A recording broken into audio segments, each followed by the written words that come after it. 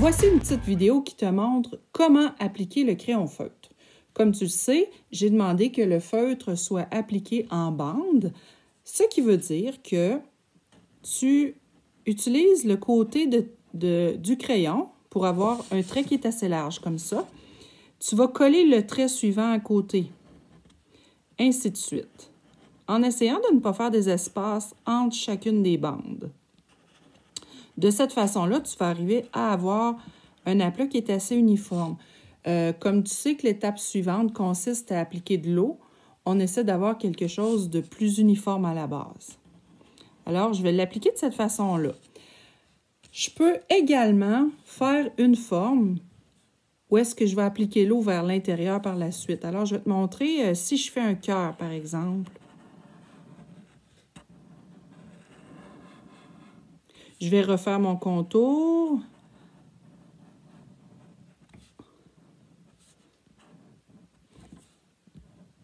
L'idée, ça va être vraiment de ne pas laisser d'espace blanc ou d'essayer le plus possible de ne pas repasser à la même place.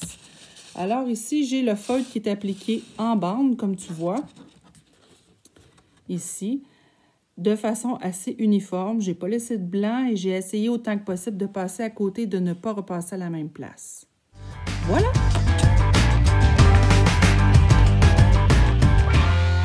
Je te montre maintenant comment choisir ton pinceau.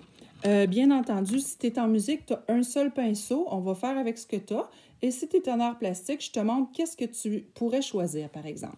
Si tu veux couvrir une grande zone, admettons que je voudrais faire l'espace de mon carton ici, je vais utiliser le pinceau le plus gros possible de sorte à ce que ça soit le plus uniforme.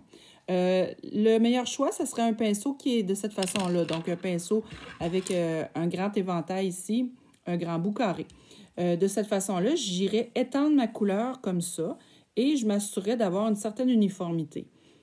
Comme tu as fait tout à l'heure avec les bandes de crayon feutre, bien là, on va l'utiliser, mais avec le pinceau. On va faire le même principe. Si tu as un pinceau qui est plus petit, par exemple, le pinceau qui est bleu dans ton kit, le bout est plus pointu. Ces pinceaux-là, on va s'en servir pour faire des détails ou des contours. Par exemple, si je voulais ici découper le contour sans dépasser parce que c'est plus précis ou parce que ma zone est plus petite, alors c'est sûr que j'utiliserai le petit pinceau bleu. Le pinceau standard, les autres pinceaux que tu as, je crois que c'est le jaune et le rouge, ces pinceaux-là peuvent s'adapter à toutes les surfaces. Il s'agit juste de l'employer correctement. Donc, si tu as une grande zone à couvrir, je te conseille de le coucher un petit peu. Si tu as une zone plus petite ou plus détaillée à couvrir, essaie d'employer seulement que le bout. Voilà, à toi de jouer. Je vais te donner maintenant un petit truc pour uniformiser ton aplat, c'est-à-dire pour glisser ta couleur et que ce soit le plus pareil possible.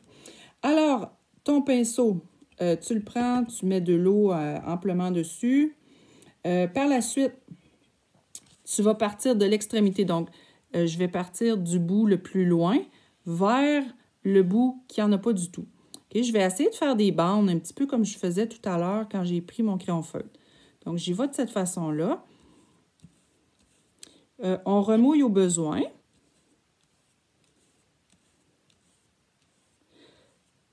Là, voyez-vous, si je veux couvrir plus loin, bien évidemment, si je pars de là, je vais en manquer. Donc, je vais repartir de la place. Je vais toujours partir du bout ici où est-ce que j'en ai le plus pour essayer de le couvrir. Puis, si je veux moins voir les traces de crayon feutre qui sont ici, ce que je vais faire, c'est que je vais juste peser plus fort, je vais passer plus longtemps et je vais vraiment glisser ma couleur. Ça va aussi foncer cette partie-là ici. Parce que dans le fond, c'est la couleur, les pigments qui sont là qui vont s'étendre. Alors, je vais faire ça comme ça. Le but de faire cet exercice-là, c'est d'avoir un espace le plus uniforme possible ici. OK? Si tu te rends compte que tu as des grandes bandes foncées ou que c'est trop pâle à certaines places, bien, on va réutiliser l'eau qui est déjà en place, puis on va essayer de jouer avec les pigments. OK? Ce que je vais avoir, c'est quelque chose qui est plus uniforme, qui ressemble un petit peu à ça ici. OK? Si tu te rends compte que... Mais c'est sûr que tu n'arriveras pas à quelque chose de parfait. Sauf que si tu te rends compte que tu as des bandes, bien, tu peux toujours aller les enlever. Tu peux glisser. Tant que c'est pas sec, tu peux jouer avec. OK? Donc, ça va donner quelque chose comme ça. Pour faire ça à l'intérieur d'une forme, parce que dans ta plume, tu vas avoir des sections à couvrir, tu fais la même chose tout simplement. Donc, tu pars de l'extrémité, de l'extérieur, et tu vas passer vers l'intérieur. Donc, je vais partir de l'extérieur vers l'intérieur. Je peux choisir de laisser, admettons, ce côté-là plus pâle puis ce côté-là plus foncé. Si c'est le cas, bien, je vais juste utiliser l'eau à partir d'ici, puis je vais glisser ma couleur vers là, ici. Voyez-vous, ça fait comme une espèce de dégradé, là.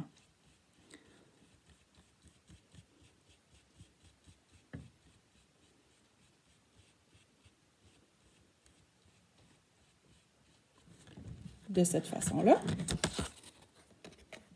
J'ai mon cœur comme en dégradé. Voyez-vous ici, je peux encore aller le travailler un petit peu. Amusez-vous avec les couleurs, amusez-vous avec les teintes. Vous pouvez essayer de faire cet exercice-là avec différentes formes, juste voir comment vous êtes à l'aise. Un petit truc bien facile pour t'assurer que c'est pareil partout. Tu m'as vu tout à l'heure, j'ai pris mon pinceau, j'ai glissé l'eau comme ça. Admettons que je ne suis pas satisfaite, je trouve que c'est pas égal.